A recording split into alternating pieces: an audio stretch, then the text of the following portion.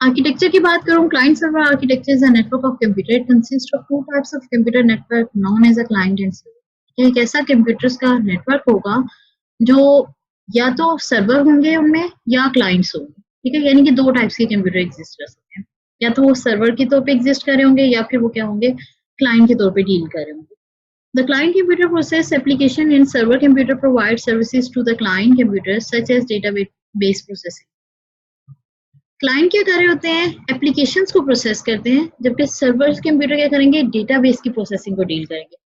क्योंकि हमने कहा था कि जो इंटरफेस हमने पढ़ा था उसमें क्या था कि यूजर इंटरेक्ट करता है एप्लीकेशन सॉफ्टवेयर से, जो रिक्वेस्ट करती है ऑपरेटिंग सिस्टम को कि आपने डेटाबेस में जो चेंजिंग करनी है, ये डेटाबेस से जो इंटरेक्शन करनी है वो आप कर सकते हैं, ठीक है। तो ये एज एप्लीकेशन जो थी वो हमारे पास क्या थी, इंटरफेस के तौर पे डील कर रही थी। तो क्लाइंट के एंड पे क्या होंगी, एप्लीकेशन सॉफ्टवेयर होंगे जिनके एप्लीकेशन को प्रोसेस करेगा, और उसमें सर्वर एंड पे क्या करेगा, वो अपनी डेटाबेस को जाके डील करेगा और उसके अकॉर्डिंगली हमें क्या करेगा, इंटरेक्शन फराहम करेगा।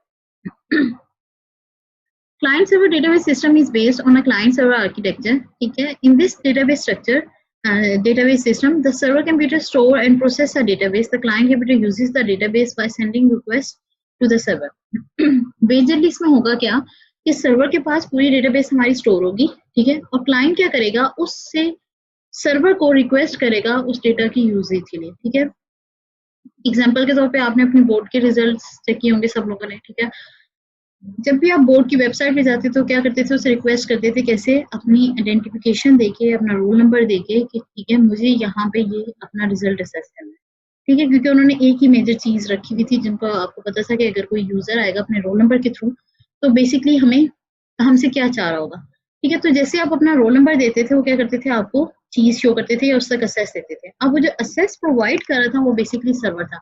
अब हमेशा कहते थे कि जी सर्वर डाउन हो गया, या सर्वर ऐसे कर रहा है, सर्वर हैवी हो गया, समथिंग बिजी हो गया। वो यही था ना कि आप लोग क्या कर रहे थे, स्टूडेंट जाके रिक्वेस्ट करते थे और वो क्या करते थे, जो सर्वर थे वो आपको फैसिलिटेट करते थे, जो भी फैसिलिटीज होती थी वो आपको क्या करते थे, प्रोवाइड करते थे। अब क्लाइंट सर्वर की बेसिकली प्रोसेसिंग क्या होती है, ये असल में बेसिकली ना कुछ मास्टर और स्लेव वाला कंसेप्ट आ जाता है। ये सर्वर ऐसे क्या डील कर रहे होते हैं, मास्टर्स के तौर पे।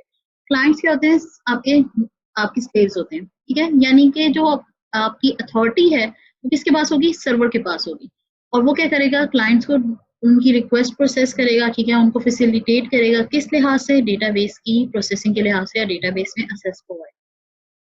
Client server processing. In client server processing, application program perform the following tasks: process the user interface, invoke application logic. अच्छा, कुछ काम जो बेसिकली क्लाइंट सर्वर प्रोसेसिंग में कहाँ पे हो रहे होंगे, आपके मतलब इंजाम पा रहे होंगे, चाहे वो क्लाइंट कर रहा है या सर्वर कर रहा है। वो क्या होंगे, process the user interface. User जो इंटरफेस है उसको प्रोसेस करें।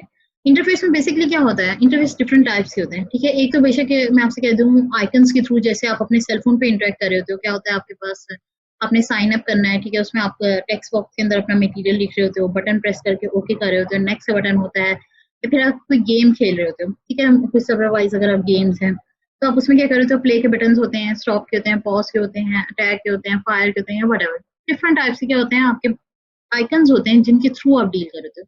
वो जो आइकन्स हैं या वो जो इंटरफेस है उसके थ्रू आप क्या कर रहे थे, इंटरेक्ट कर रहे थे। उस इंटरफेस को प्रोसेस किया जाता है इसमें, ठीक है। क्या है कि आपने क्या इनपुट दी थी, उसका क्या मीनिंग था, यानी कि एक सिंगल माउस की क्लिक का अगर लेफ्ट क्लिक है तो उसका भी मीनिंग होता है, अगर राइट डबल क्लिक है तो उसका मीनिंग होता है। उन चीजों को प्रोसेस किया जाता है। इन्वोक एप्लीकेशन लॉजिक, एप्लीकेशन की बेसिकली लॉजिक क्या थी, ठीक है, वो उसको इन्वोक करेगा। एप्लीकेशन का पर्पस क्या था और उसके रेलिवेंट जो इन्फॉर्मेशन है, ठीक है, वो उसको इन्वोक करेगा। मतलब उसका मतलब होता है कि एक्टिव करना या जगाना, ठीक है। इन्फोर्स सम बिजनेस रूल्स, जो भी बिजनेस रूल्स इन केस आपने लगाए हुए हैं, ठीक है, तो क्या करेगा, बिजनेस रूल्स को आपके लागू कर देगा, ठीक है। For the database for database services, the call is normally given in SQL. क्या करेगा, डेटाबेस मैनेजमेंट सिस्टम को क्या करेगा, कॉल्स देगा। कॉल क्यों देगा, क्योंकि हमने उससे इंटरेक्ट करना है, ठीक है। उससे इंटरेक्ट करने के लिए हमें क्या करनी पड़ेगी, उसे रिक्वेस्ट करनी पड़ेगी। उस रिक्वेस्ट को बेसिकली ये कॉल का नाम देते हैं, ठीक है। अब ये इन्होंने कहा कि यहाँ तक के जो सारे प्रोसेसेस है कि कॉल अप फॉर डेटाबेस वगैरह, ठीक है, आपने यूजर इंटरफेस को किया, आपने एप्लीकेशन को किया, बिजनेस लॉजिक तो जो थी वो इन्फोर्स कर दी, ठीक है, जो रूल्स वगैरह थे, ठीक है। उसके बाद कॉल की डेटाबेस को। ये सारे काम कहाँ पे होंगे, एप्लीकेशन प्रोग्राम्स के अंदर। अगर ये काम एप्लीकेशन प्रोग्राम के अंदर हो रहे हैं, दैट्स मीन ये कहाँ पे हो रहे हैं, क्लाइंट एंड पे हो रहे हैं, ठीक है, क्योंकि क्लाइंट एप्लीकेशन प्रोग्राम को प्रोसेस कर रहा था।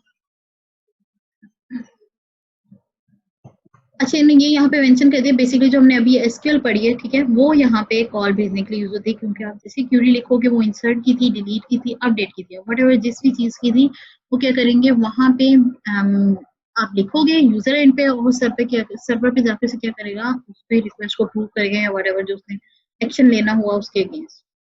Database perform the following task. अब ये कौन परफॉर्म करेगा, डेटाबेस, यानी कि डेटाबेस कौन था, सर्वर था, क्योंकि सर्वर के पास डेटाबेस थी, ठीक है, सारी डीलिंग जो डेटाबेस की थी वो सर्वर कर रहा था। प्रोसेस एसक्यूएल स्टेटमेंट, ये एसक्यूएल स्टेटमेंट्स को क्या करेगा, प्रोसेस करेगा। लिखिए आपने क्लाइंट साइड पे, यहाँ पे आके क्या होंगी, प्रोसेस होंगी। इंसर्ट की थी तो इंसर्ट वो किया जाएगा, अपडेट की थी तो अपडेट किया जाएगा अकॉर्डिंगली, ठीक है। इनफोर्स सम बिजनेस रूल, यहाँ पे भी क्या होंगे, जो बिजनेस रूल थे आपके वो क्या होंगे, अप्लाई होंगे इन केस जो भी आपने वहां पे रूल रखे हुए अकॉर्डिंगली जिस पर्पज के लिए वो डेटाबेस बने। रिटर्न डेटा और error message to the application programme.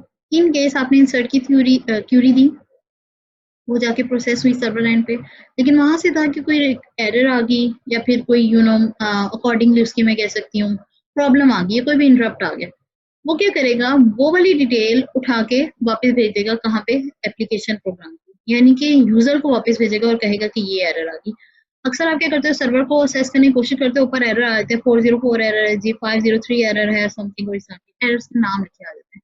तो वो नाम इसलिए लिखे देते हैं ताकि आपको आईडी दी जाए, आप उसे डिटेल जाके पढ़ सकते हो इन केस आप पढ़ना चाहो, ठीक है, तो कि वो एरर किस टाइप का था, ठीक है। और डिफरेंट टाइप के जो एरर्स आते हैं वो क्या करता है, वापस सर्वर उठा के यूजर को दे देता है, ताकि उसे पता लग जाए कि जो उसने क्यूरी दी थी या जो उसने प्रोसेसिंग चाहिए थी वो मुकम्मल नहीं हो सकी, उसमें ये वाली एरर आ गई, ठीक है।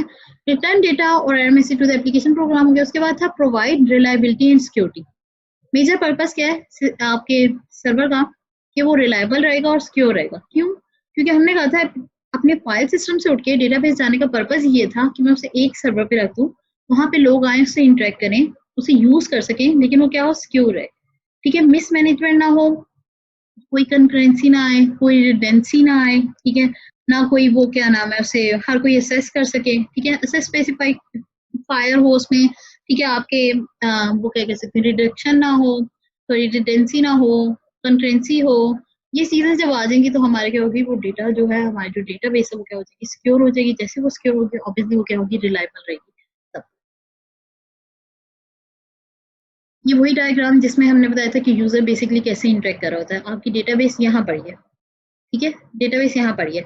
अब यहाँ से लेके यहाँ तक का जो आपकी ये सारी डिटेल है, इसमें था ऑपरेटिंग सिस्टम को एक्सेस करते हो। पहले तो आप आते हो, ठीक है, इंटर होते आप क्या करते हो, किसी एप्लीकेशन प्रोग्राम के थ्रू इंटरेक्ट कर रहे हो, एप्लीकेशन प्रोग्राम के थ्रू इंटरेक्ट करके, लाइक एमएस ऑफिस एसएस की बात कर लो तो, ठीक है, एमएस एसएस के थ्रू फर्स्ट कर लेते हैं आप इंटरेक्ट करते हो, वैसे आजकल नहीं होता, एसक्यूएल के थ्रू हो रहे हैं या फिर ऑरेकल वगैरह यूज हो रहे हैं, आप उसके थ्रू इंटरेक्ट करते हो। यहाँ क्या लिखते हो, आप एसक्यूएल क्यूरी लिखते हो अपनी, ठीक है। अब वो किस में लिखी जाती है, आपके किसी भी एप्लीकेशन प्रोग्राम में आप लिख रहे हो तो डिपेंड कर रहा होता है, ठीक है। जैसे वो क्यूरी पास होगी वो किस में जाएगी, मैनेजमेंट सिस्टम के पास जाएगी, डीबीएमएस का मैनेजमेंट सिस्टम। जब वो डीबीएमएस मैनेजमेंट सिस्टम के पास जाएगी, वो क्या करेगा, आपके ऑपरेटिंग सिस्टम को रिक्वेस्ट करेगा जो सर्वर की साइड पे था, कि जी ये डिमांड्स आई हैं और ये क्या आपकी प्रोसेसिंग मांगी गई। फिर वो ऑपरेटिंग सिस्टम जाके बेसिकली आपकी डेटाबेस में जहां पे भी डेटाबेस स्टोर हुई है उसे क्या करेगा, इंटरेक्ट करेगा और आपकी रिक्वेस्ट को क्या करेगा, फॉलो अप करेगा, ठीक है।